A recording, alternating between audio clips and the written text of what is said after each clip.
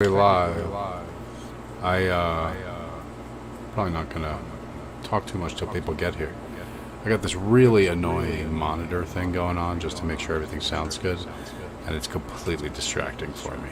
So I'm gonna need to disable that, otherwise I'm gonna be listening to my own echo the whole night. And that will be intolerable. Absolutely intolerable. So let me go ahead and fix those settings real quick. Here's my monitor. I think I found it right here. Yeah. Take that down. Now I should be able to hear Dr. Khoz when he calls in. Oh, nope. That wasn't the right thing. Yeah, that took out what you guys need to hear. Turn down this monitor setting. I tell you, I'll get this figured out one day. Or I'll get someone who helps me do this, who knows how to do this. But one way or another. I think I almost have it figured out. Who knows? Now let me call Dr. Khozmiq back. And I hope you guys can hear him.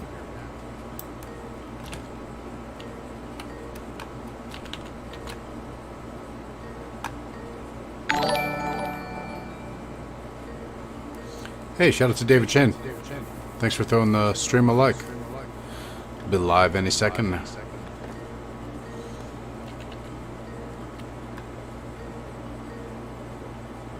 Well, I know Doc was in the middle doing a couple things. So, that might be part of the issue here. Go into my audio mixer. Oh, that's right. Alright. I forget how to disable the monitoring. Maybe it was in here. No, there's so much stuff. It's like 4 different programs running at once just to be able to do this cool thing with all the graphics and all the sound and all this shit. I'll just take these off and it'll make it a lot easier for me. That's for sure. Let's see this all. Oh, there's Khozmiq calling back. Cool. Hey Doc, can you hear me? Hello? Can you hear me, Doc? Hey, Doc, can you hear me? Hello, can you hear me? Hello, hello. I'm not sure Dr. Khozmiq can hear us. At least, I don't think so. Can you hear me, Doc? Hello? Okay, maybe it was my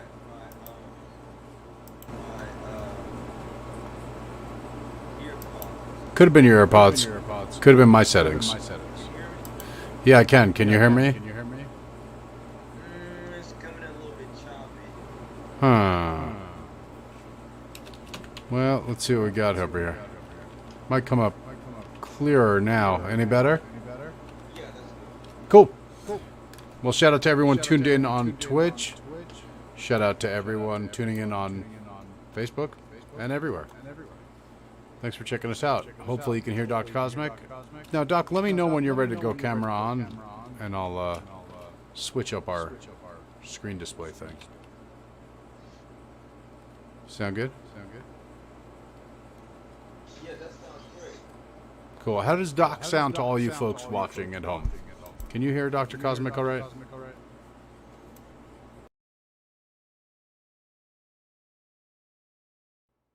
Looks like we got 3. We had to go into my. We got Curly Q here. My best friend Curly Q's in the building. Oh, that's your best friend. Well, yeah, astrologically at least. So we decided that's the case. At least I'm committed to it. Okay. All right. Now, I just want to make sure they can all hear you. Because I hear you fine. It's possible they can't hear you, though. Far away. Well, he is a little far away. He is a little far away. Are you a little far from your mic, Doc? Yeah, I'm gonna try. Yeah, you sound a little far away to me, too. So that's normal. We're going to say that's normal.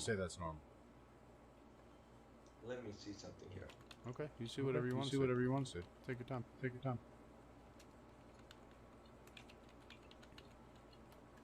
I'm going to see what I'm going to see over here. Because I have this thing. We're going to turn this off. Okay.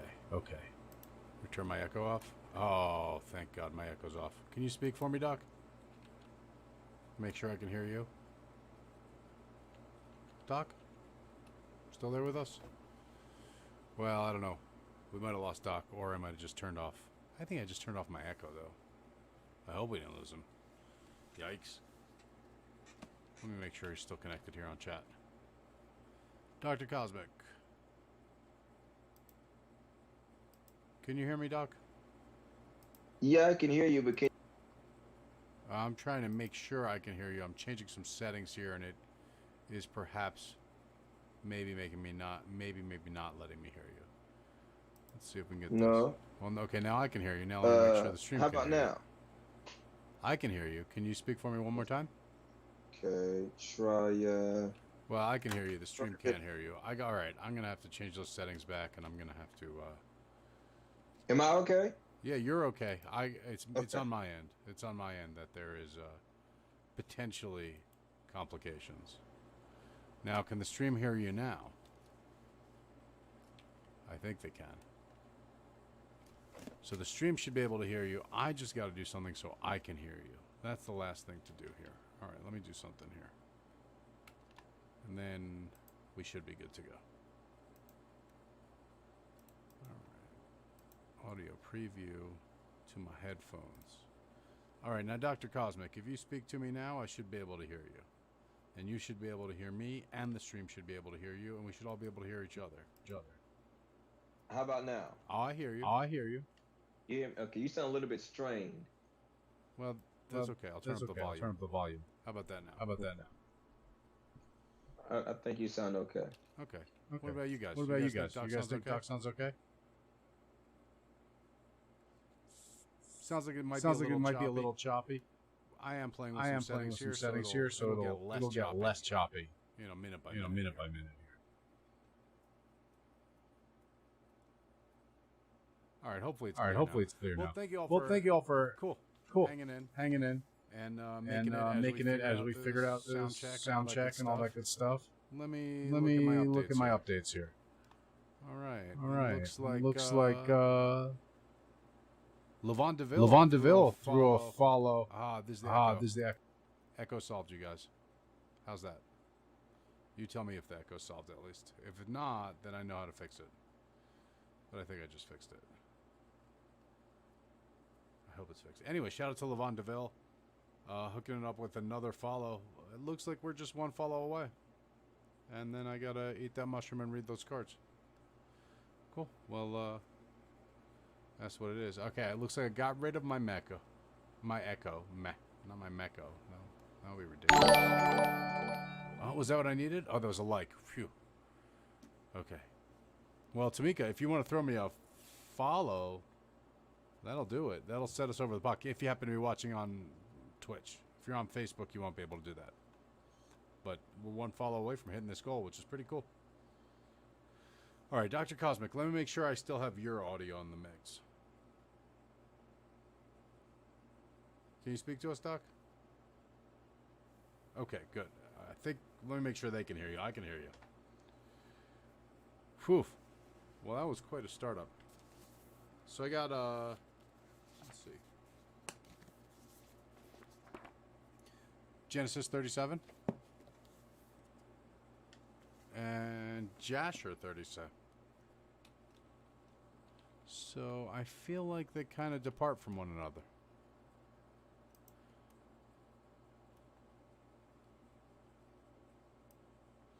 So the question is, do we want to go with Jasher first or Genesis first?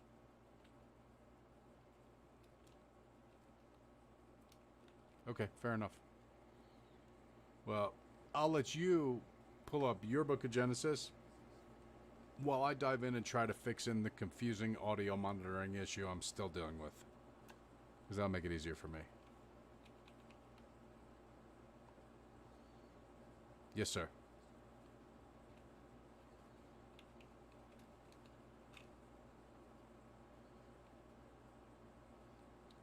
Yep, that was last week.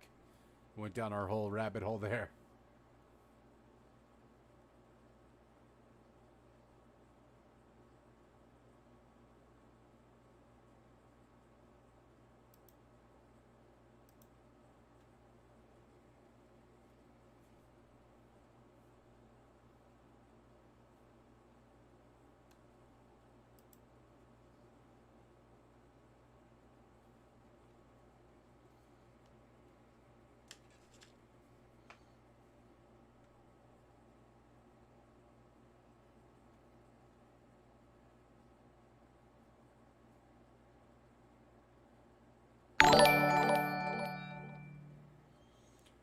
Oh, shout out for the sub. Thank you, What the Mushrooms Like. I love that shit.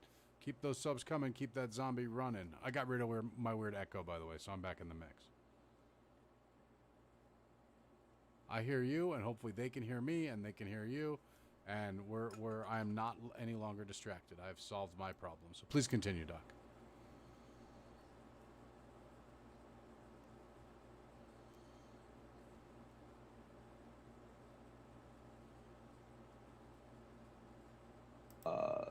This epic witch war, if you want to call it that. I mean, there was conjure being thrown left, right, and it's like they were doing Connect Four between Leia and Rachel.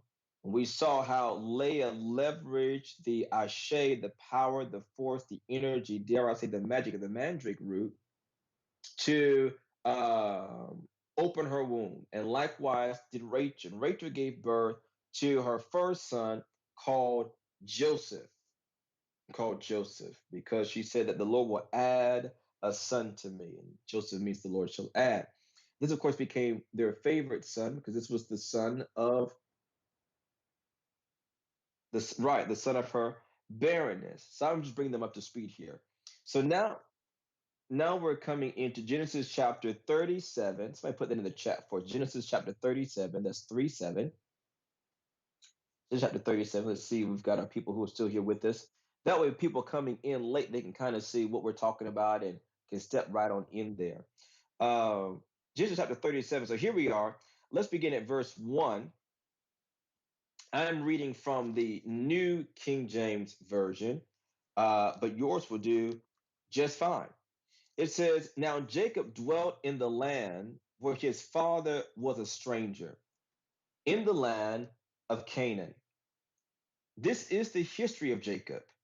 Joseph, being 17 years old, was feeding the flock with his brothers, and the lad was with the sons of Bilhah and the sons of Zilpah, his father's wives. And Joseph brought a bad report of them to his father. Now Israel loved Joseph more than all his children because he was the son of his old age. Also, he made him a tunic of many colors. Now, this is very interesting, fascinating for a couple of reasons here. I just want to dive right into this. Number one, you notice that very kind of slight change where we kind of start off easing us into the chapter talking about Jacob. Jacob dwelt in the land where his father was a stranger, in the land of Canaan. And this is the history of Jacob.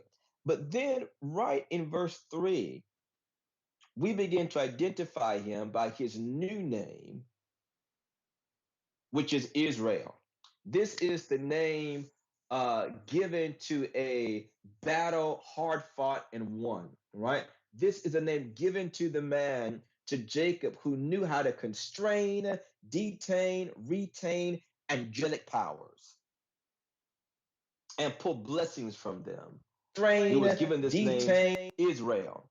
So we see that Joseph is not just considered the son of Jacob, but he's put also, and he's continuing this magical lineage, right? It is Joseph, son of Israel. And no doubt at 17, being his father's favorite, I'm sure he probably got some of the tips and tricks and secrets maybe his other brothers maybe not have gotten. And we might even suggest that this coat of many colors given might have even been a designation of him, not just in sense of fashion, though that might have been the case, but maybe even some spiritual vestment given to him as a designation.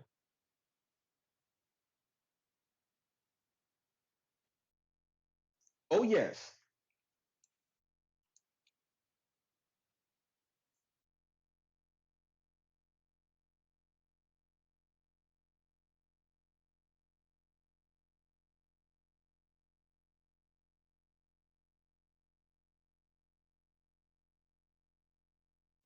Yeah, take a look there and rummage about a little bit. Those of you who are just coming in, we are in the book of Genesis, chapter 37, and Moses is taking a peek over there in the book of Jasher or Yashir. And for those people who are kind of new here, Moses, tell them a little bit about the book of Jasher while we bring it into this discussion.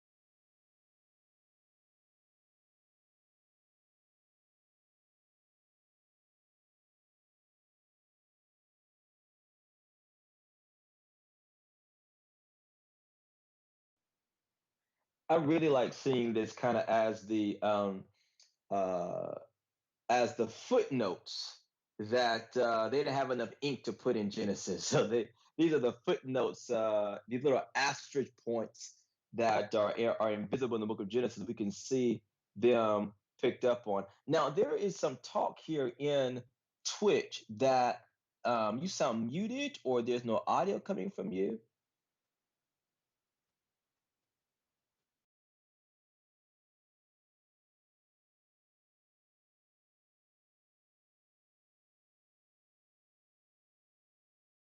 You can hear me. Hopefully everyone else can hear me now. I've just changed some settings, so hopefully that will get everything clearer for everyone else. There we go. I think we got that. Man, I apologize for all the audio. Cool. Yeah, there's been a lot of learning curves here. Apologies for that, you guys. So what's interesting is I'm trying to do the comparison with the book of Jasher. You kind of have, for at least the next 3 or 4 chapters in the book of Jasher, you really just have Jacob, or really the sons of Jacob, going to war with the kings of Canaan. That's all there is. So we don't even really get into the many-colored coat story in Jasher. Well, you know how Jasher goes. It looks like that on the surface. It says, "Oh, this is just such and such. It's just pish posh." Let's see what happens when we get to before like you know 42. Okay, so it's not till Jasher 42 that Joseph is sold to the Midianites. So they have like 3 chapters in the book of Jasher that don't exist, because that's basically Genesis 37. Yeah, basically Jasher 41 and 42 track with Genesis 37, it looks like. Because Jasher 37 through 40 is really the prolonged story of a battle between the sons of Jacob and the various kings of Canaan. So I guess we could start with Jasher then, because we have 3 chapters of Jasher before they're neck and neck again. You see what I'm saying, Doc? Let me share this on screen so everyone can see what I'm talking about. I'm not just muttering to myself. Now I don't know what I pressed Oops, something that's the or wrong clicked thing. something on Twitch and it went to start sputtering. Something green on the bottom left hand corner, like an inbox or something. But now it went from 350 to 380. I don't know what any of that stuff is. What are you looking at on Twitch, Doc? That sounds cool. I don't even know. I thought somebody sent me something or whatever. But it turned green. Mm-hmm. The lower left corner of my phone turned green, where right to the left side of the message panel. And I clicked that, and then this little bubble shows up, and went from 350 to 380s. I don't know what that means. I don't know what that means either, Doc. It's a little crazy. Well, what I think we should just pick up with the book of Jasher, because, as I said, there's about 3 chapters of this before we even get to Genesis. Oh yeah, absolutely. Let's do that. So let me work on getting that up on screen for you guys. Bear with me. All right. Update the window here.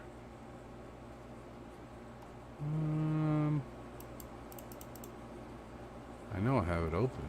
The book of Jasher. Where is it? It's open for everyone to look at. And while Moses perusing the book of Joshua, I just want to put a note out there for those of you who are new to us, and you want to check some of our former. How do we get from the first cover to Genesis chapter 37? Well, listen, you should go check out Voodoo Moses, his temple, Holy Mountain Spiritual Temple, that is facilitating the stream here at holymountain.co. We've got many of the archives from cover to where we are today. Yeah, most of the And book then of Genesis, I would say, is up in our archives. Most of our and let's shows. say you're on the go. I believe you can also pull us up through our podcast on Spotify. You can pull us up on Spotify, and we actually just got added to Pandora as well. So that's exciting. What, we're on Pandora? Okay, that's awesome.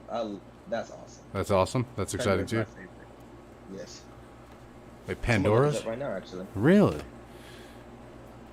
I just I got. mean, you've got Santisa Muerte, I got Sola, you've got Spotify. Well, so I should I've say, got I got an Pandora. email saying that we're approved for Pandora. I can't guarantee we're up there, but we are approved for it, so we can be up there. Old So- Testament, New. I thought we were just trying to, Yakin and Boaz. Let me also just see what I can do about making this bigger for you guys. There we go. How's that look for those of you guys on Streamlabs? Oh yeah, that should look pretty nice. Cool. Well, on my phone, it looks real small. Well, let me it's going to be turn my small. It's phone. definitely going to be small. Yeah. So I'll start reading Book of Jasher, chapter 37. And in the 105th year of the life of Jacob, that is the 9th year of Jacob's dwelling with his children in the land of Canaan, so we know he got there when he was 96. He came from Padan Aram. And in those days Jacob journeyed with his children from Hebron, and they went and returned to the city of Shechem, they and all belonging to them, and they dwelt there. For the children of Jacob obtained good and fat pasture land for their cattle in the city of Shechem, the city of Shechem having then been rebuilt, and there were in it about 300 men and women. And Jacob and his children and all belonging to him dwelt in the part of the field which Jacob had bought from Hamor, the father of Shechem, when he came from Padan Aram before Shimon and Levi had smitten the city. And all those kings of the Canaanites and Amorites that surrounded the city of Shechem heard that the sons of Jacob had again come to Shechem and dwelt there. And they said, Shall the sons of Jacob the Hebrew again come to the city and dwell therein, after they have smitten its inhabitants and driven them out? Shall they now return and also drive out those who are dwelling in the city, or slay them? And all the kings of Canaan again assembled, and they came together to make war with Jacob and his sons. And Yashub, king of Tapnach, sent also to all his neighboring kings, to Elon, king of Gaash, and to Ihuri, king of Shiloh, and to Parthon, king of Chazar, and to Susi, king of Sarton, and to Lavan, king of Beth-Horon, and to Shabir, king of Otnemah, saying, Come up to me and assist me. Let us smite Jacob the Hebrew and his sons and all belonging to him. For they are again come to Shechem to possess it and to slay its inhabitants as before. And all these kings assembled together and came with all their camps, a people exceedingly plentiful, like the sand upon the seashore. And they were all opposite to Tapnach. And Yashub, king of Tapnach, went forth to them with all his army. And he encamped with them opposite to Tapnach without the city. And all these kings they divided into 7 divisions, being 7 camps against the sons of Jacob. So they've got Jacob and his sons surrounded. And they sent a declaration to Jacob and his sons, saying, Come you all forth to us, that we may have an interview together in the plain, and revenge the cause of the men of Shechem, who you slew in their city. And you will now again return to the city of Shechem, and dwell therein, and slay its inhabitants as before. And the sons of Jacob heard this, and their anger was kindled exceedingly at the words of the kings of Canaan. And 10 of the sons of Jacob hastened and rose up, each of them girt on his weapons of war, and there were 102 of their servants with them, equipped in battle array. And all these men, the sons of Jacob with their servants, went towards these kings, and Jacob their father was with them, and they all stood upon the heap of Shechem. And Jacob prayed to the Lord for his sons, and he spread forth his hands to the Lord, and he said, O God, thou art an almighty God. Thou art our Father, thou didst form us, and we are the works of thine hands. I pray thee, deliver my sons through thy mercy from the hand of their enemies, who are this day coming to fight with them, and save them from their hand. For in thy hand is power and might to save the few from the many. That's actually a pretty good one. I want to highlight that one and But I put think that in Jacob the must have old took my prayer notebook. class. Yeah, put that one in the on the old. one. Yeah. And give unto my sons thy servants strength of heart and might to fight with their enemies, to subdue them, and make their enemies fall before them, and let not my sons and their servants die through the hands of the children of Canaan. But if it seemeth good in thine eyes to take away the lives of my sons and their servants, take them in thy great mercy through the hands of thy ministers, that they may not perish this day by the hands of the kings of the Amorites. And when Jacob ceased praying to the Lord, the earth shook from its place, and the sun darkened, and all these kings were terrified, and a great consternation seized them. And the Lord hearkened to the prayer of Jacob, and the Lord impressed the hearts of all the kings and their hosts with the terror and awe of the sons of Jacob. For the Lord caused them to hear the voice of chariots, and the voice of mighty horses from the sons of Jacob, and the voice of a great army accompanying them. And these kings were seized with great terror at the sons of Jacob. And whilst they were standing in their quarters, behold, the sons of Jacob advanced upon them with 112 men, with a great and tremendous shouting. Did they gain 10 men? Didn't they have 102 men like not too long ago? Or did I read it wrong before? No, I think you got that about right. Was this the ministers he was talking about? There's a lot of questions I have in this text. But Yeah. Let me go back.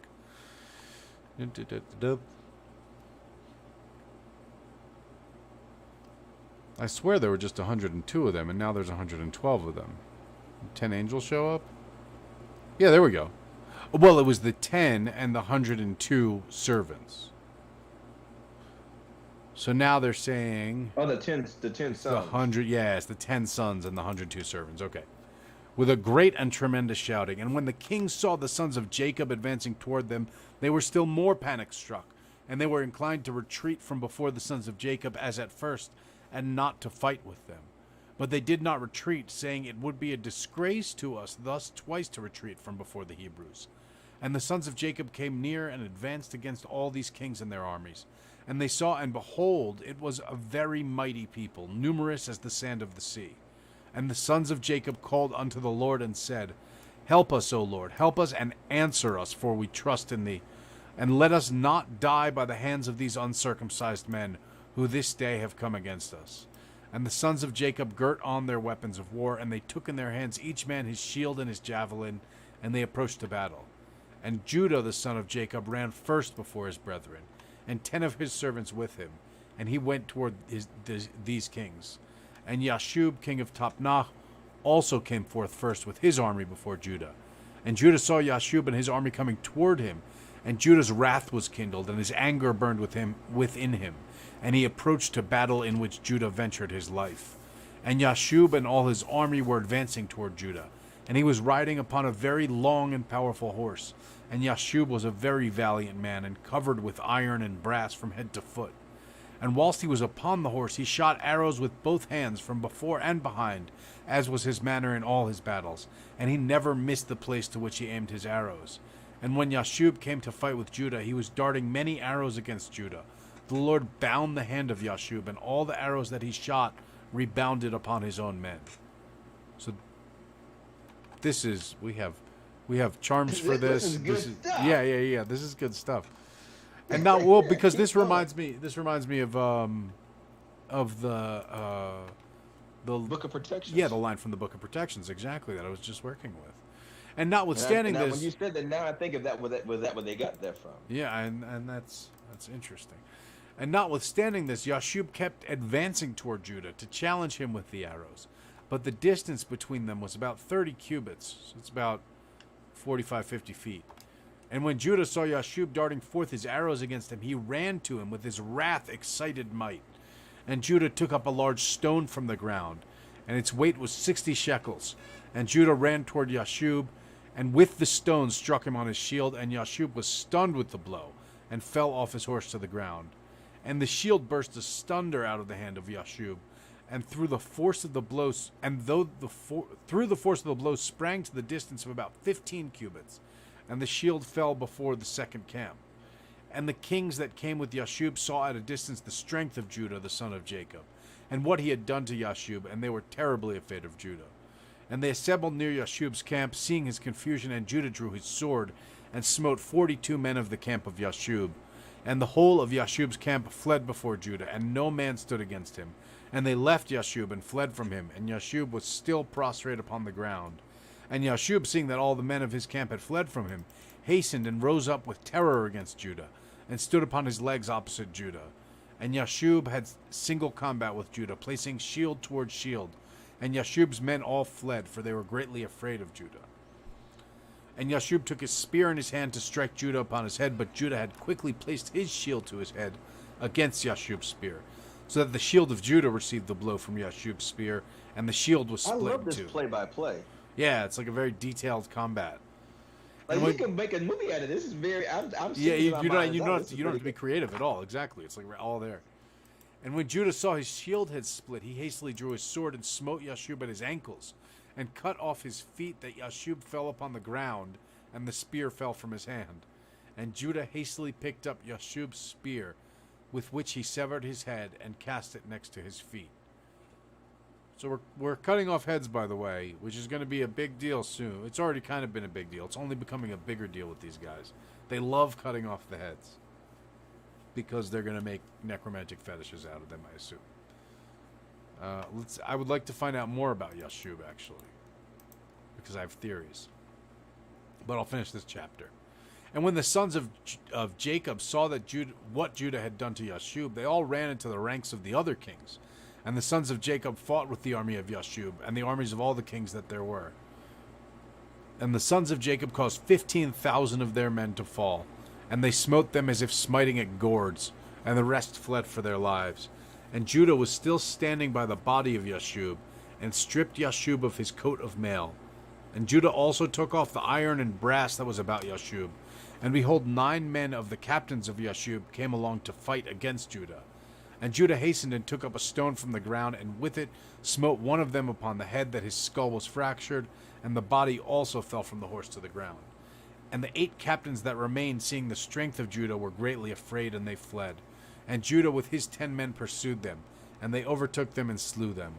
And the sons of Jacob were still smiting the armies of the kings, and they slew many of them. But those kings daringly kept their stand with their captains, and did not retreat from their places. And they exclaimed against those of their armies that fled from before the sons of Jacob. But none would listen to them, for they were afraid of their lives, lest they should die. And all the sons of Jacob, after having smitten the armies of the kings, returned and came before Judah. And Judah was still slaying the 8 captains of Yashub, and stripping off their garments. And Levi saw Elon king of Gaash advancing toward him, with his 14 captains to smite him. But Levi did not know it for certain. And Elon with his captains approached nearer. And Levi looked back and saw that battle was given him in the rear. And Levi ran with 12 of his servants, and they went and slew Elon and his captains with the edge of the sword. Doc, do you want to pick up next chapter 38 of Jasher, while I do a little research here? This is chapter 38 of Jasher, and this is just phenomenal. This is a bedtime. Well, it is. Bedtime. I guess it's kind of bedtime. This is Jasher 36. 38 you're on now. 38 I'm on. Okay, that's right. I wonder why I was. Okay. Very well. And again, for those of you who are just coming in, we are in the book of Jasher, chapter 38. And you guys can go ahead and put that in the chat there. Jasher 38. Jasher 38. We're picking up where Moses left off here in this incredible battle with the sons of Jacob. No doubt with Judah leading the charge as they are making war with the kings of Canaan. Picking up in chapter 38, it says this, verse 1, and Ehuri, king of Shiloh, came up to assist Elon, and he approached Jacob. When Jacob drew his bow that was in his hand, and with an arrow struck Ehuri, which caused his death. And when Ehudi, king of Shiloh, was dead, the four remaining kings fled from their station with the rest of the captains. And they endeavored to retreat, saying, "We have no more strength with the Hebrews after their having killed the three kings and their captains who are more powerful than we are." And when the sons of Jacob saw that the remaining kings had removed from their station, they pursued them. And Jacob also came from the heap of Shechem, from the place where he was standing. And they went after the kings, and they approached them with their servants. And the kings and the captains with the rest of their armies, seeing that the sons of Jacob approached them, were afraid of their lives, and fled till they reached the city of Chazar. And the sons of Jacob pursued them to the gate of the city of Chazar. And they smote a great smiting amongst the kings and their armies, about 4,000 men. And while they were smiting the army of the kings, Jacob was occupied with the bow, confining himself to smiting the kings, and he slew them all. And he slew Parathon, king of Chazar, at the gate of the city of Chazar. And afterwards smote Susi, king of Sarton, and Laban, king of Beth Chorin, and Shabir, king of Machnema, excuse me. And he slew them all with arrows, an arrow in each of them, and they died. And the sons of Jacob, seeing that all the kings were dead, and that they were broken up and retreating, continued to carry on the battle with the armies of the kings opposite the gate of Chazar, and they still smote about 400 of their men. And 3 men of the servants of Jacob fell in that battle. And when Judah saw that 3 of his servants had died, it grieved him greatly, and his anger burned within him against the Amorites. And all the men that remained of the armies of the kings were greatly afraid of their lives. And they ran and broke the gate of the walls of the city of Chazar, and they all entered the city for safety. And they concealed themselves in the midst of the city of Chazar, for the city of Chazar was very large and extensive. And when all these armies had entered the city, the sons of Jacob ran after them to the city. And we're picking up here in verse 11.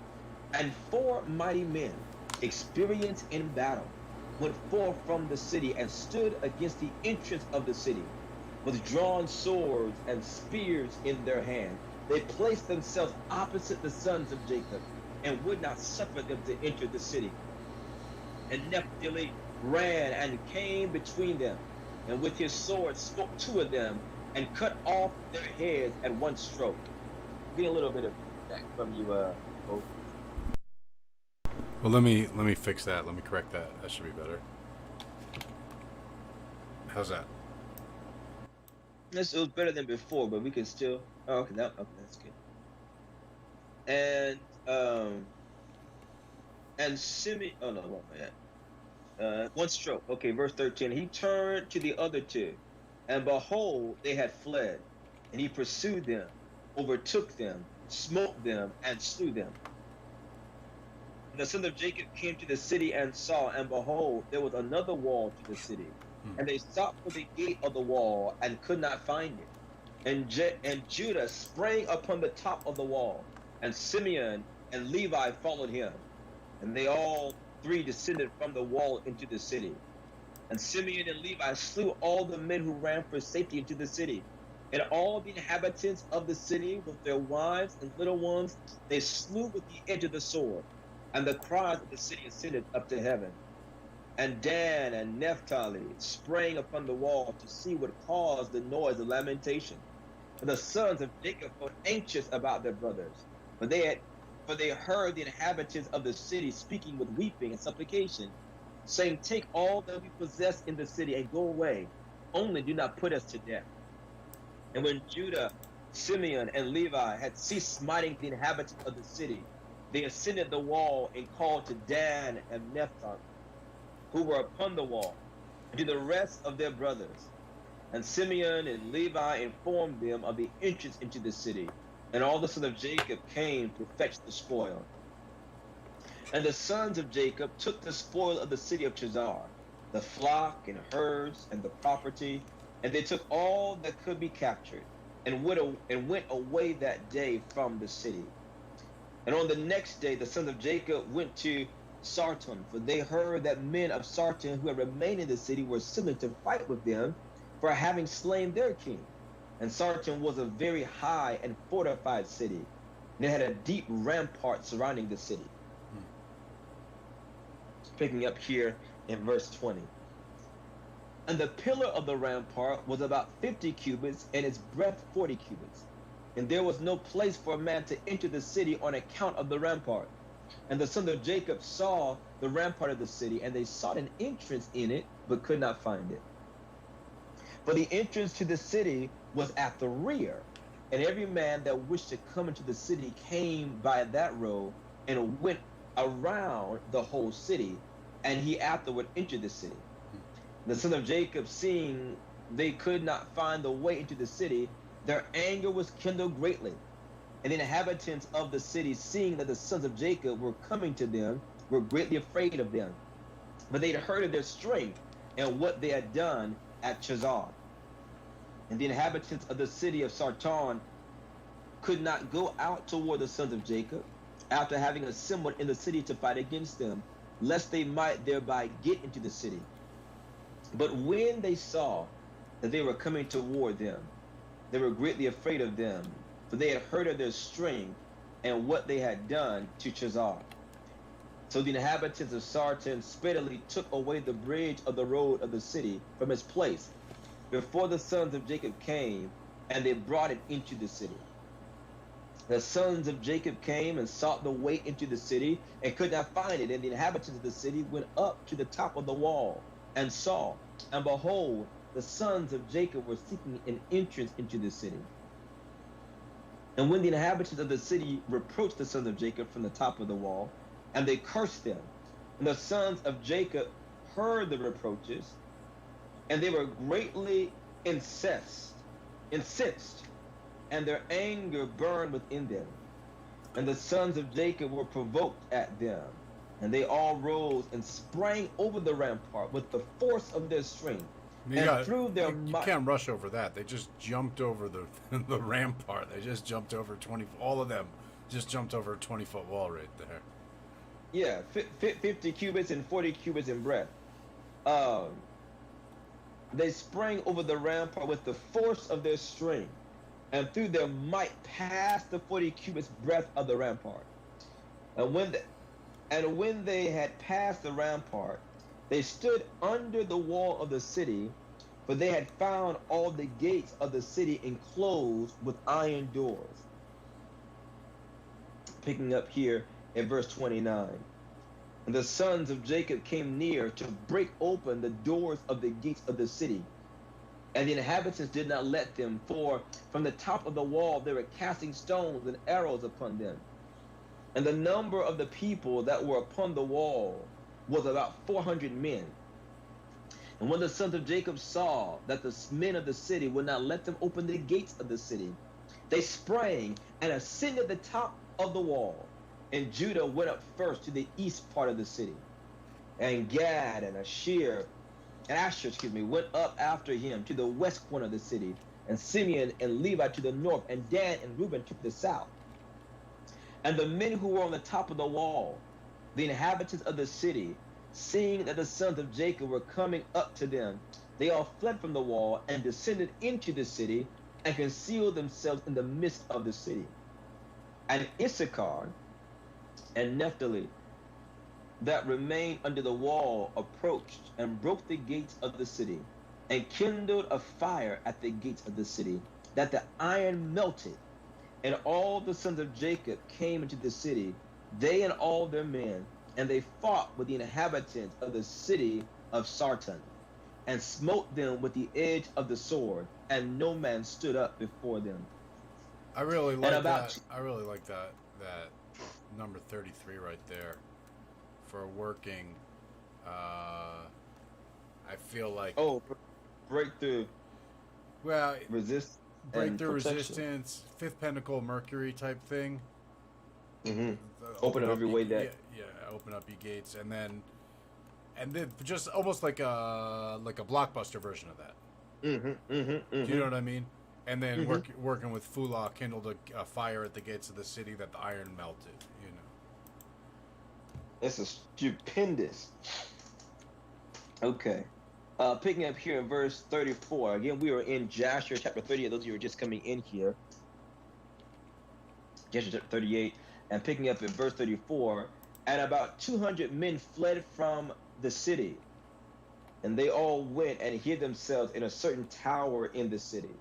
And Judah pursued them to the tower, and he broke down the tower, which fell upon the men, and they all died. The sons of Jacob went up the road of the roof of that tower, and they saw, and behold, there was another strong and high tower at a distance in the city, and the top of it reached to heaven. Does that sound familiar? And the sons of Jacob hastened and descended, and went with all their men to that tower, and found it filled with about 300 men, women, and little ones. The sons of Jacob smote a great smiting among those men in the tower. And they ran away and fled from them. And Simeon and Levi pursued them. Then 12 mighty and valiant men came to them from the place where they had concealed themselves. And those 12 men those 12 men maintained a strong battle against Simeon and Levi. And Simeon and Levi could not prevail over them, and those valiant men broke the shields of Simeon and Levi. And one of them struck at Levi's head with his sword, when Levi hastily placed his hand to his head. For he was afraid of the sword. And the sword struck Levi's hand, and it wanted but little to the hand of Levi being cut off. And Levi seized the sword of the valiant man in his hand and took it forcibly from the man. And with it he struck at the head of the powerful man, he severed his head. And 11 men approached to fight with Levi, for they saw that one of them was killed, and the son of Jacob fought, but the son of Jacob could not prevail over them, for those men were very powerful. And the son of Jacob, seeing that they could not prevail over them, Simeon gave a loud and tremendous shriek, and the 11 powerful men were stunned at the voice of Simeon shrieking. And Judah at a distance knew the voice of Simeon shouting, and Naphtali and Judah ran with their shields to Simeon and Levi, and found them fighting with those powerful men, unable to prevail over them, as their shields were broken. And Naphtali saw that the shields of Simeon and Levi were broken, and he took 2 shields from his servants and brought them to Simeon and Levi. And Simeon and Levi and Judah on that day fought all 3 against the 11 mighty men until the day of sunset, but they could not prevail over them. And this was told unto Jacob, and he was sorely grieved, and he prayed unto the Lord. And he and Naphtali his son went against these mighty men. And Jacob approached and drew his bow, and came nigh unto the mighty men, and slew 3 of their men with the bow. The remaining 8 turned back, and behold, the war waged against them in the front and the rear. And they were greatly afraid of their lives, and could not stand before the sons of Jacob, and they fled from before them. And in their fight, they met Dan and Asher coming toward them. They suddenly fell upon them and fought with them, and slew 2 of them. And Judah and his brothers pursued them, and smote the remainder of them, and slew them. Picking up here, verse 48. And all the sons of Jacob returned and walked about the city, searching if they could find any man. They found about 20 young men in a cave in the city, and Gad and Asher smote them all. And Dan and Naphtali lighted upon the rest of the men who had fled and escaped from the second tower, and they smote them all. And the sons of Jacob smote all the inhabitants of the city of Sarton. But the women and the little ones they left in the city, and did not slay them. And all the inhabitants of the city of Sarton were powerful men. One of them would pursue 1,000. 2 of them would not flee from 10,000 of the rest of men. And the sons of Jacob slew all the inhabitants of the city of Sarton with the edge of the sword, that no man stood up against them, and they left the women in the city. And the sons of Jacob took all the spoils of the city, and captured what they desired, They took flocks and herds and property from the city. And the sons of Jacob did unto Sartan and its inhabitants as they had done to Chazar and its inhabitants. And they turned and went away. I just want to say here that verse 44 sealed the deal for me that these were Nephilim they were fighting against. Yeah, it did seem like they were superhuman. When they said mighty men, that's what suited for me. We see that type of phrase, Genesis chapter 6. You see it with David's mighty men, his Gibborim, that he has his secret service basically that were the descendants of the Nephilim. When you look at that, you see how they ran faster than animals. One of his mighty men had the appearance of a lion, the scripture says. Yeah, very much like a supernatural race of heroes, basically. And this is what when I look at, I love this chapter because this chapter puts in perspective for me, like you said, the age of heroes, long gone, right? And the valiant battles they fought. When we used to trying to, fish for a good sized fish and brag about that. These people were, going up in towers and breaking down walls and leaping over. I mean, and you got the fact that, like, the guys they're beating can beat 1,000 people themselves. And then we have one guy beat these epic, wars. I don't know. I think it's pretty cool.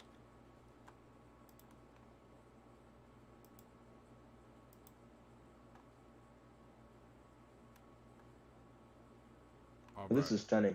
How's it going there in Twitch? Let me check here and see. Yeah, let me check back in. Sorry, I'm doing all sorts of stuff in the background. Well, we're gaining a following, man. We got, especially given the hour, we got 16 people watching live, which is way better than we ever did on Instagram. That's especially this time of day. Yeah, well, it's like holding steady like that. Yeah, for damn sure. Well, that's because I would love to hear what they're thinking about all of this and how they're putting this together in their mind and how they might interpret this in their own words, I guess.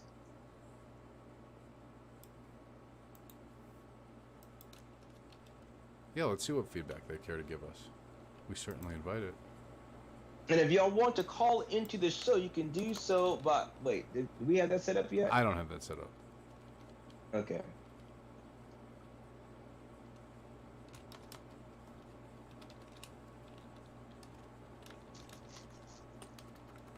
Oh, wait, I think I might be able to do that. Hold on a second. Let me see something.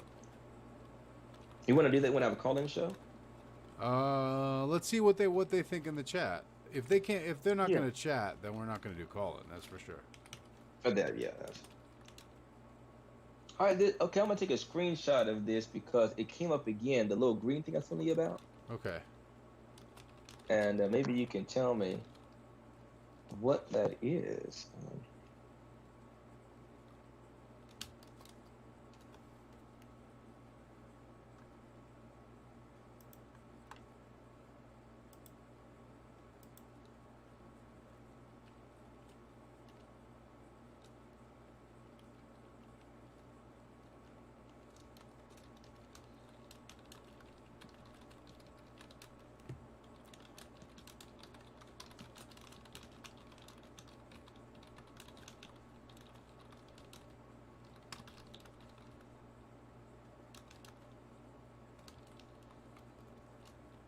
Okay, I just sent that to you.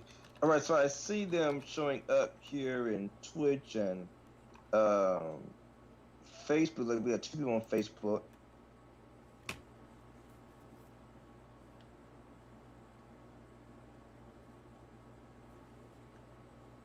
I wonder, is there a delay? There is a slight delay. There's a delay of about 45 to, we'll call it 70 seconds. But it's slight. It's not very significant.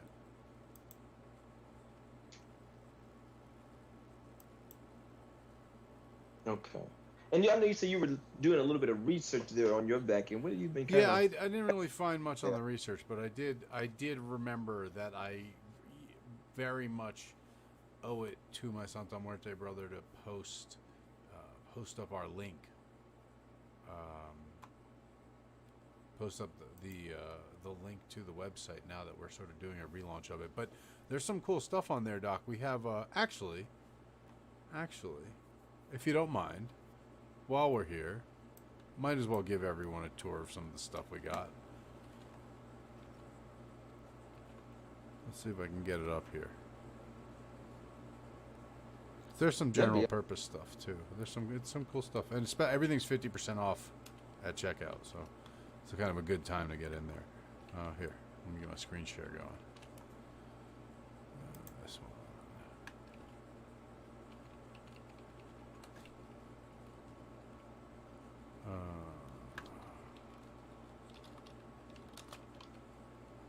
There we go.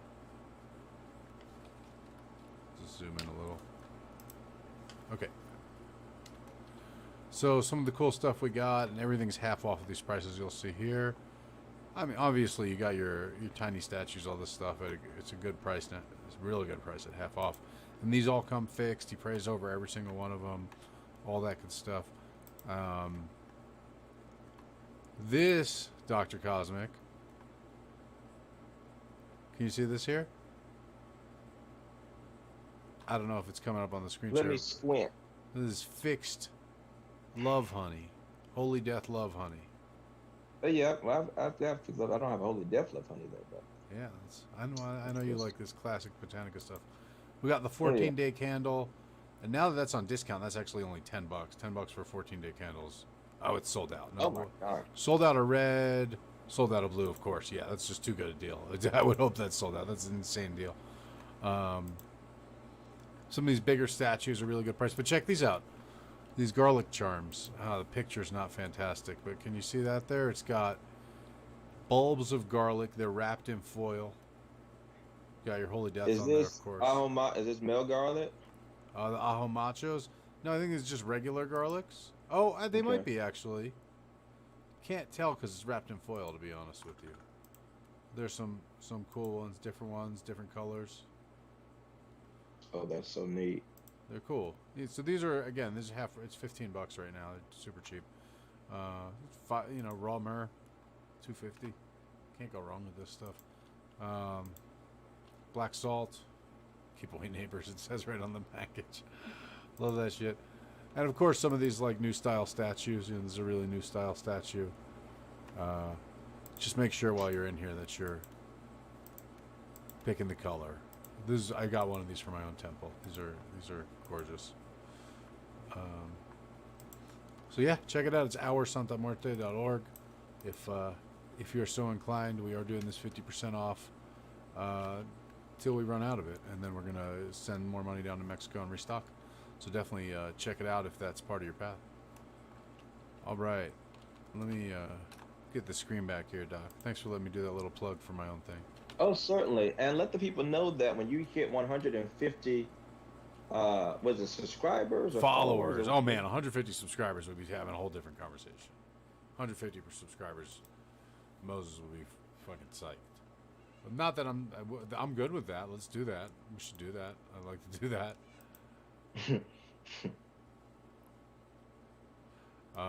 But yes, what we are shooting for right now is really just one more follower on Twitch. So tell a friend and tell a friend. As Doc says, tell Lottie, tell Dottie, tell everybody. As long as you are on Twitch, you don't even need to have had a Twitch account before. If you're on Twitch and you're watching this and you have not followed me yet, fantastic. You're the one I'm waiting on. Do me a favor, in the lower left-hand corner of your screen, right under the window where all this video is, you will see a button that says follow with a heart. It's purple. Click that. That'll bring us to 150. And as you can see right now on the bar underneath me, down, a little bit down there, it says psilocybin tarot at 150, and we are at 149. You will be the one who makes it 150. And all the other 149 people will be like, you're awesome, thank you, we give you so much credit, thank you. Right, Doc? Oh, without question. That's how it's going to go. That's how it's going to go. So, shall we pick up on Jasher? I know our East Coast folks are dozing off to sleep to our voices, which they love. They love it. We love it. We love it, right? We love it. They love it. We sure do. All right, let's do one more chapter of Jasher, and then we'll kind of be caught up. I think the epic battle actually continues.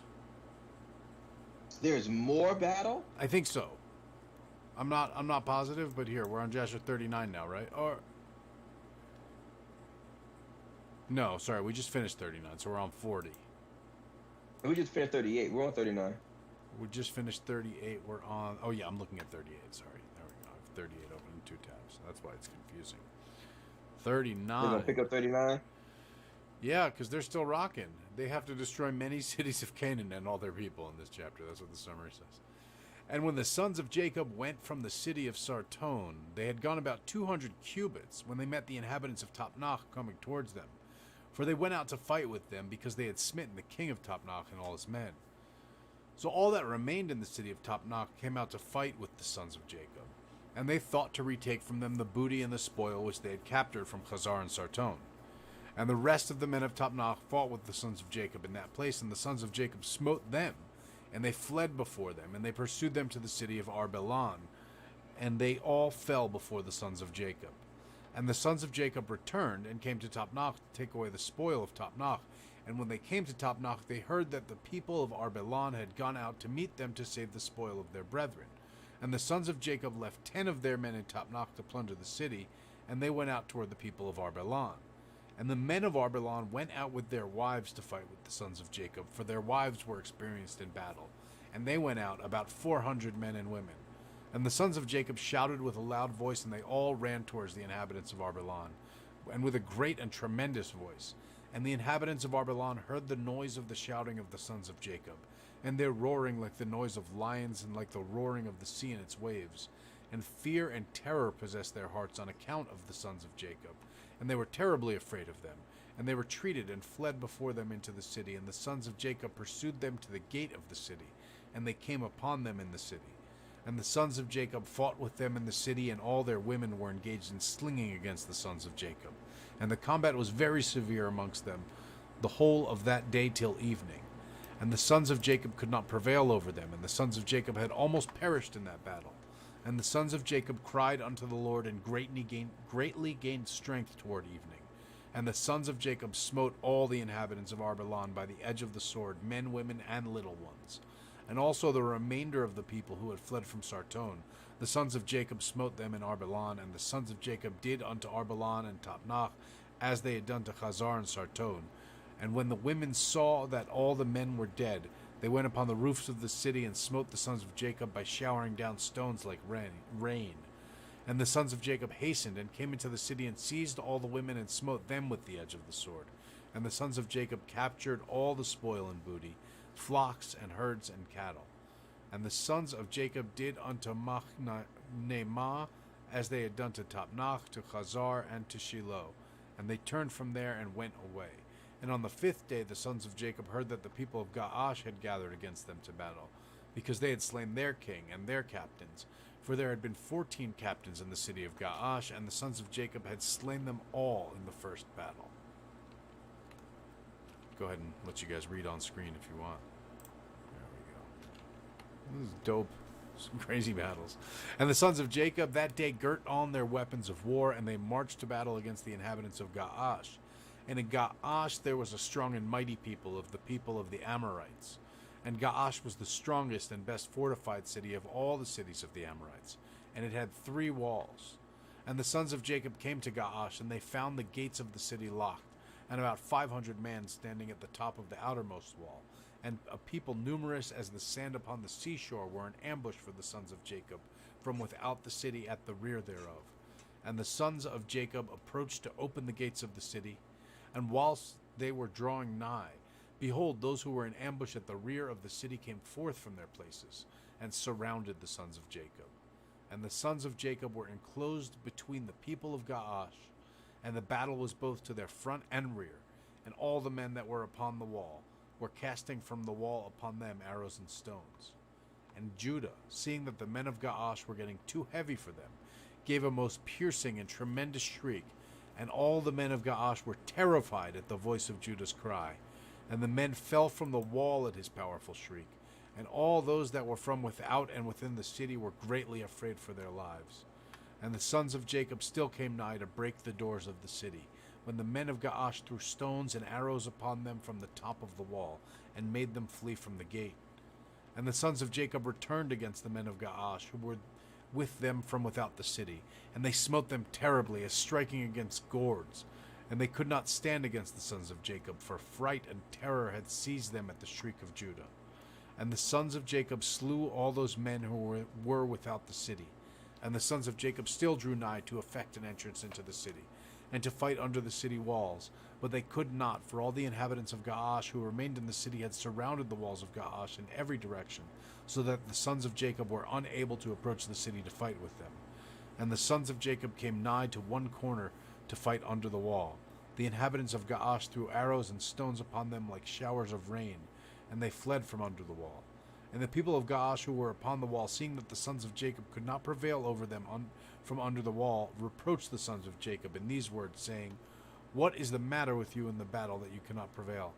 Can you then do unto the mighty city of Gaash and its inhabitants as you did to the city of the Amorites that were not so powerful? Surely to those weak ones amongst us you did those things, and slew them in the entrance of the city, for they had no strength when they were terrified at the sound of your shouting. And will you now be able to fight in this place? Surely here you will all die, and we will avenge the cause of those cities that you have laid to waste. And the inhabitants of Gaash greatly reproached the sons of Jacob, and reviled them with their gods, and continued to cast arrows and stones upon them from the wall. And Judah and his brothers heard the words of the inhabitants of Gaash, and their anger was greatly roused. And Judah was jealous of his God in this matter. And he called out and said, O Lord, help! Send help to us and our brothers. And he ran at a distance with all his might, with his drawn sword in his hand, and he sprang from the earth, and by dint of his strength mounted the wall, and his sword fell from his hand. And Judah shouted upon the wall, and all the men that were upon the wall were terrified. And some of them fell from the wall into the city and died. And those who were yet upon the wall, when they saw Judah's strength, they were greatly afraid, and fled for their lives into the city for safety. And some were emboldened to fight with Judah upon the wall, and they came nigh to slay him, when they saw that there was no sword in Judah's hand, and they thought of casting him from the wall to his brothers. And 20 men of the city came up to assist them, and they surrounded Judah, and they all shouted over him, and approached him with drawn swords, and they terrified Judah. And Judah cried out to his brothers from the wall. And Jacob and his sons drew the bow from under the wall, and smote 3 of the men that were upon the top of the wall. And Judah continued to cry, and he exclaimed, O Lord, help us! O Lord, deliver us! And he cried out with a loud voice upon the wall, and the cry was heard at a great distance. And after this cry he again repeated to shout. And all the men who surrounded Judah on the top of the wall were terrified, and they each threw his sword from his hand at the sound of Judah's shouting and his tremor, and fled. And Judah took the swords which had fallen from their hands, and Judah fought with them, and slew 20 of their men upon the wall. And about 80 men and women still ascended the wall from the city, and they all surrounded Judah. And the Lord impressed the fear of Judah in their hearts, and they were unable to approach him. And Jacob and all who were with him drew the bow from under the wall, and they slew 10 men upon the wall, and they fell below the wall before Jacob and his sons.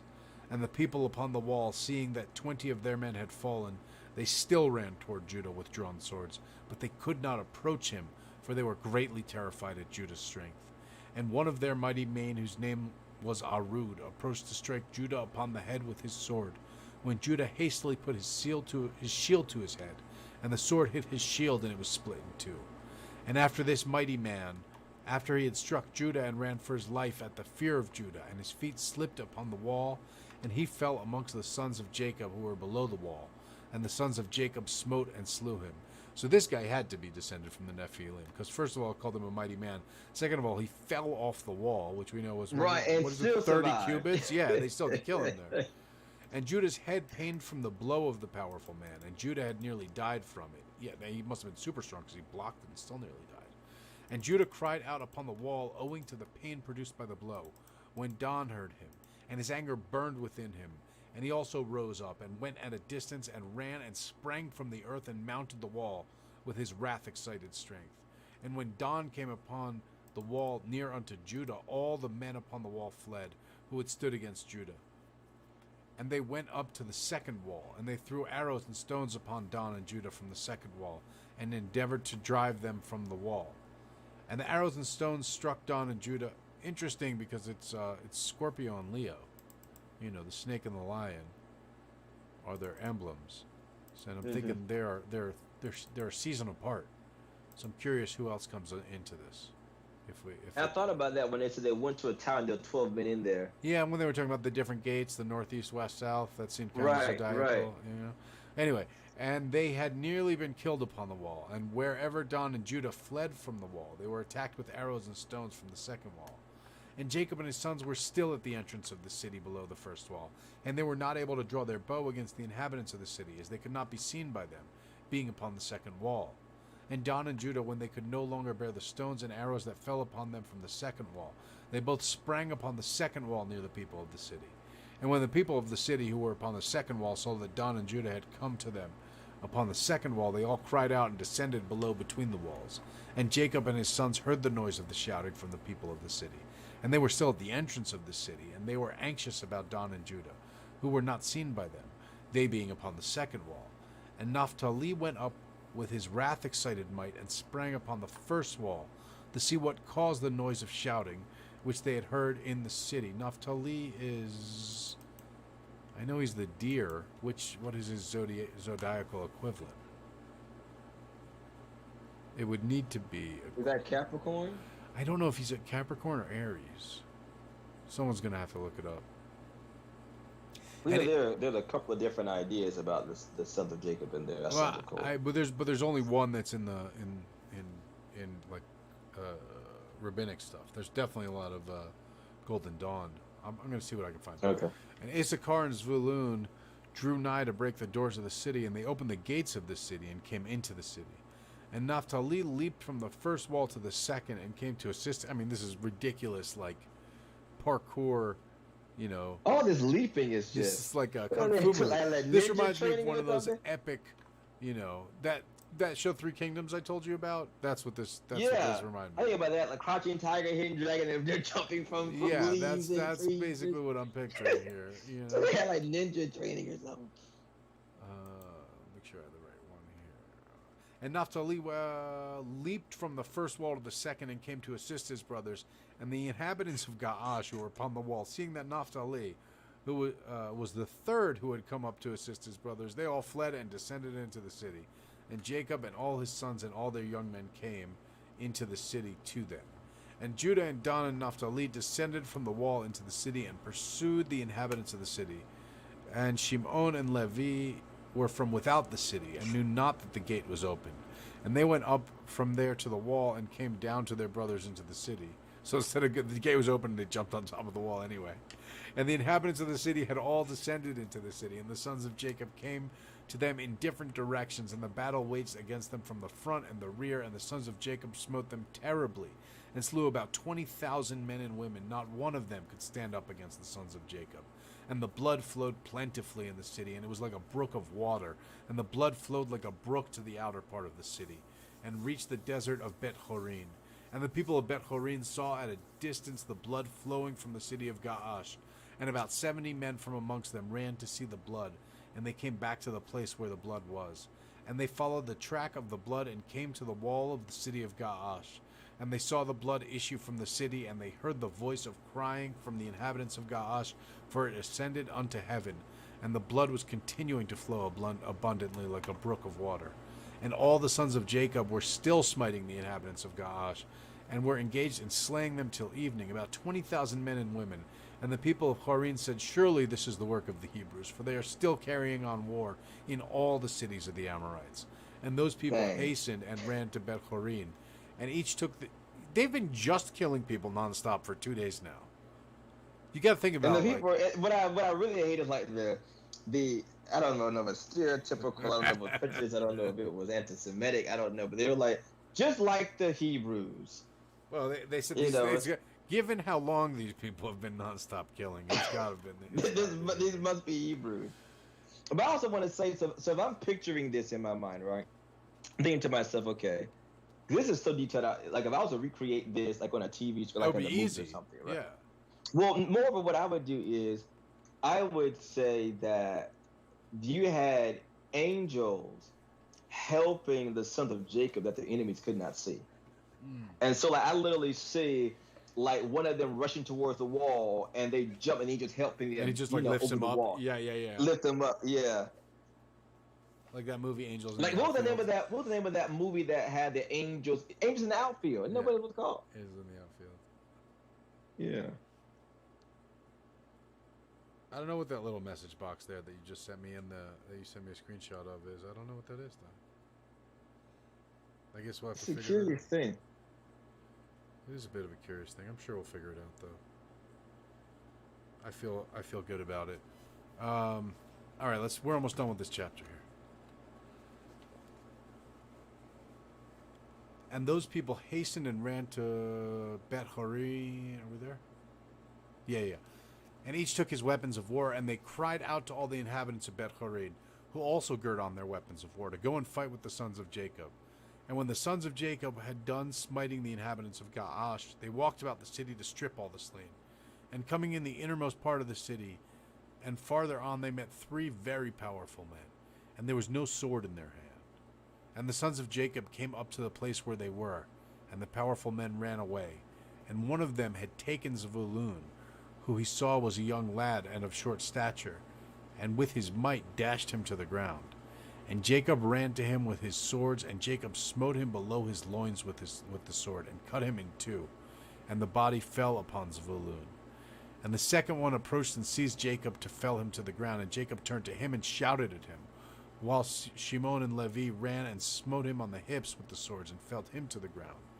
And the powerful man rose up from the ground with wrath-excited might. And Judah came to him before he had gained his footing, and struck him upon the head with his sword. And his head was split, and he died. And the third powerful man, seeing that his companions were killed, ran from before the sons of Jacob, and the sons of Jacob pursued him in the city. And whilst the powerful man was fleeing, he found one of the swords of the inhabitants of the city, and he picked it up, and turned to the sons of Jacob, and fought them with that sword. And the powerful man ran to Judah to strike him upon the head with the sword. And there was no shield in the hand of Judah. And whilst he was aiming to strike him, Naphtali hastily took his shield and put it on Judah's head.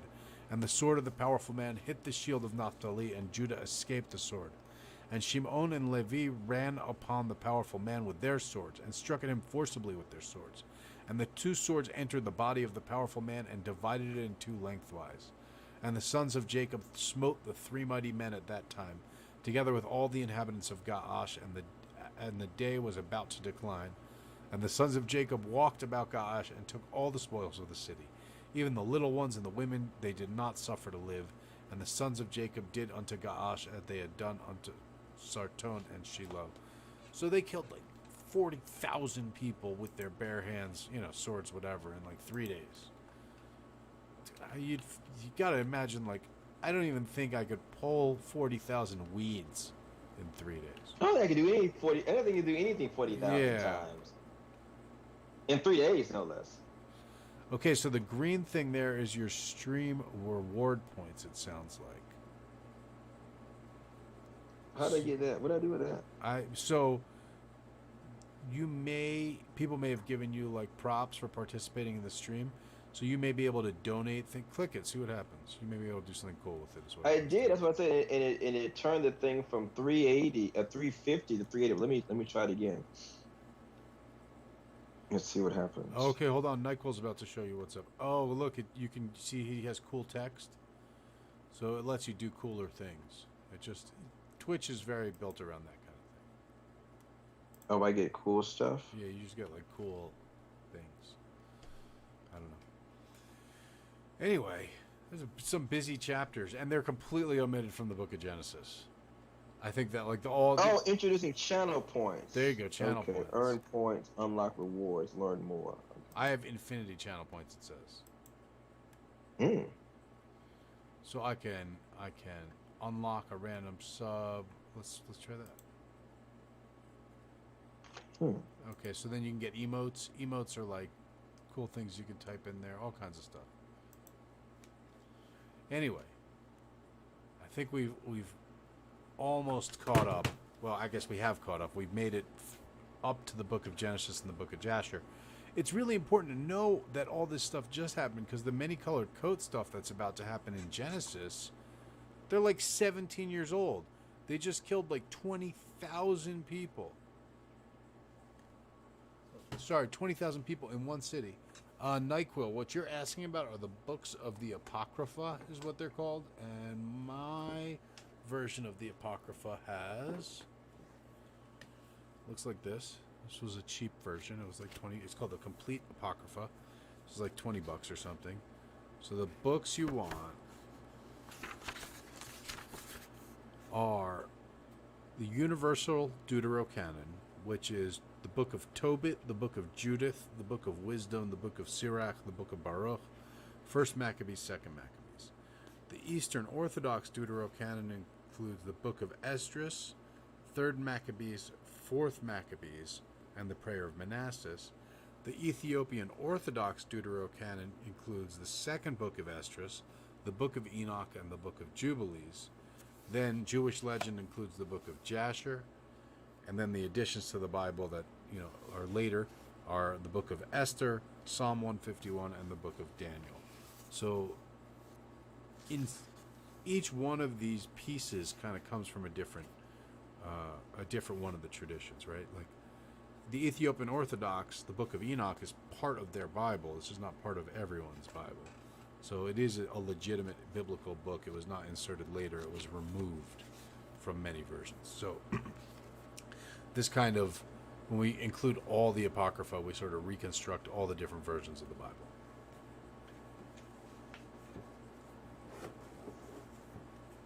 Would you say that was an accurate Oh man, it was summary? flawless. Thank you, Doc. Thank you. Thank you. Oof, I'm tired. Are you tired, man? Yeah, it's time for bed. About time for bed? Yeah, I'm feeling that too. Oof. Well, I'm pretty beat. It has been a big one over here. Oh, I got one more thing to hype. Can I have one more thing? Mm-hmm. Cool, because it's my stream, so I'm going to do it anyway. How about that? How about that? The other thing to hype, for those who didn't catch it before, the brandy new, or well, it's not even out yet, but coming soon. And everyone who's in the Discord, you guys already kind of saw you were the first to know about it. You're actually going to get the first lick at it too, before it's made publicly available. But the brand new Archangel Michael shirt. So this is a symbol that I made for my own work. I use in my own work. It's one of the major symbols I use with Michael. I use a much more, stylized, very basic version of it. I can't draw it that well, with Cascaria or whatever. But that symbol, the sword cutting off the serpent's head, and then it's got the seal of Michael on the sleeve, which you can't see in that picture, but it is on the sleeve. It's super dope. I will have, I think, 35 or 40 of them available on Friday. All different colors.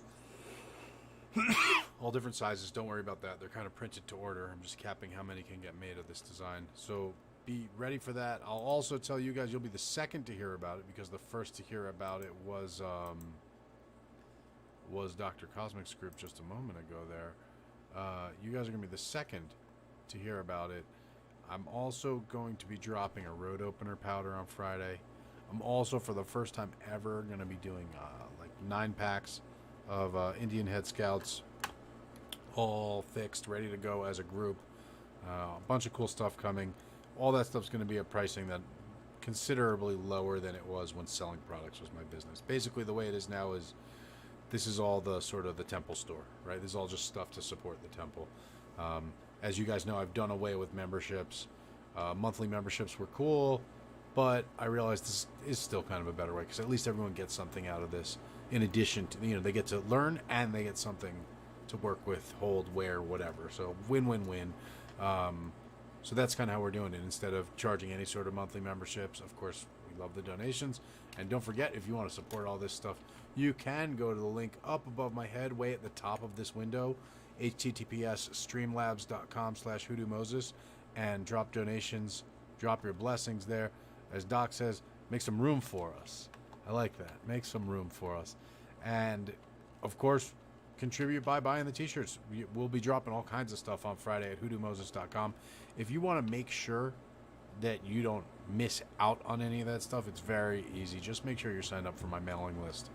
And of course, make sure you're following me here on Twitch, because I'll be announcing it here, dropping it all here. And of course, don't forget to connect on the Discord. All of this is going to drop there. So thank you all for being part of this. This is kind of an exciting new experiment in I want to say an exciting new experiment in spiritualism, but I think it's a kind of exciting new experiment in theology. What do you think, Doc? I think it's just an exciting new experiment, period. I'd say that. I mean, coming onto Twitch is the next stage of this exciting new experiment, but I don't know why you can't have a cool, a badass t-shirt as a way to support your spiritual journey instead of, like, I don't know, what the fuck the churches sell, like pie and shit, usually. Now, wait a minute. I like my church pie. I'm not hating on church pie. And there are some cool church t-shirts, but this is probably cooler than most of them. Oh, that's definitely, yeah. Yeah, so, there's no reason. One thing I got to say is that tax-deductible organizations, I don't want to say always, because we're clearly an exception to that, but many tax-deductible organizations kind of make lame shit. And, just because we're a nonprofit promoting a religious cause, studying Bible, helping the needy, doing God's work, doesn't mean that our shit can't be cool as hell. That's what we've concluded. I would say that's what we've concluded. That's what I think it's a great conclusion. Yeah, I think it's fair, right? I think it's a fair conclusion. So we'll have that shirt coming Friday, and top secret, no one knows this yet, but in the mix, you also be able to get tank tops, lady sizes, all that stuff. That's all going to be available on Friday. Even though you're not seeing it now, it's all going to be there Friday. So, ladies, don't worry, I'm thinking of you too. With that said, we've been going about 90 minutes. It's been a good run here. We've read 3 chapters of Jasher. Once again, I think it's like, well, we can't just jump into that very heavy, heady, thick chapter of Genesis now, after we've been doing this. It's like we're never really ready for it. I feel like next week we are, because we're caught up on Jasher. We're Jasher 30, Genesis 27, going into it next week, next Monday. But, that's a long time to wait. That's a long time to wait for this. So don't forget to go to holymountain.co. That free membership will be starting June 17th. So you can it's totally free for everyone always. There's no money, and there will be no way to end up even accidentally paying for Holy Mountain. And you'll have access to the whole archive of Sacred Scripture Circle, everything like that. And don't forget, every morning, 10 a.m. Mountain, 9 a.m. Pacific, noon Eastern Standard Time, we've got our Holy Mountain daily empowerment service. This week we are studying Paracelsus as a figure connecting magic and alchemy and medicine in Western society, and how those roads all converge through him. And we're looking at sort of some of the ideas around that, how these things may still connect. Today we watched a very extensive video on the bioelectric field that determines the shape of not only all human organs, but all animal organs. And this was not just like some woo thing, and it wasn't even a TED Talk. It was a lecture presented to a bioinformatics department by a director of a center at Tufts University. So come check us out. That's right here on Twitch. If you haven't seen it, you can see it. And again, if you're watching this on Twitch and you haven't clicked the follow button, be number 150, and maybe you can be the first one to get the reading, because at 150, I eat psilocybin and read tarot. We're one follow away from that. I think by morning we can be there.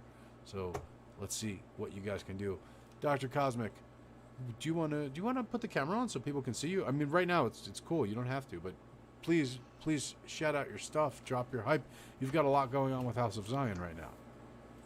We are in 21 days of intense intercession. We are coming into day 15 at 3 o'clock p.m. Eastern, and we have a 4 o'clock p.m.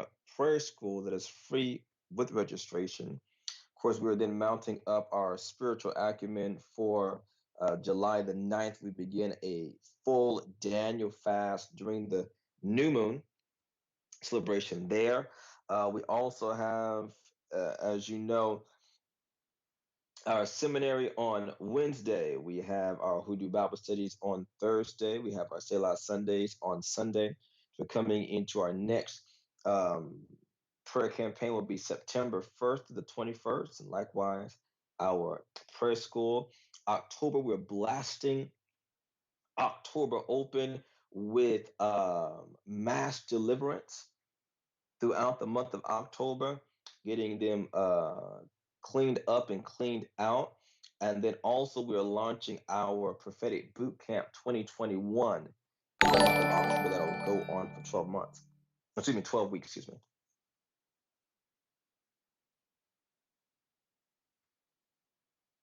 I tried to cheat it and give myself a follow, but it just gave me a Facebook like. It made the zombie run. That was cool, but it didn't. It made the noise too, but I don't get to eat mushrooms yet. Well, Doc, I think it sounds like you're going to be really busy, and then you're going to turn around and we're going to be doing Hoodoo Academy again. That's just hearing everything you said. It just sounds. That's what it sounds like. Would it be a Taurus like any other way? I guess it wouldn't. No. Well, so You work hard, you get to relax harder. When does that part come? That's my secret. You're asking too many questions now, Moses. Fair enough. Fair enough. Anyway, thank you all for tuning in once again. We do this every Monday night. Please check out the archives, catch up to speed, and we'll see you tomorrow morning, 10 a.m.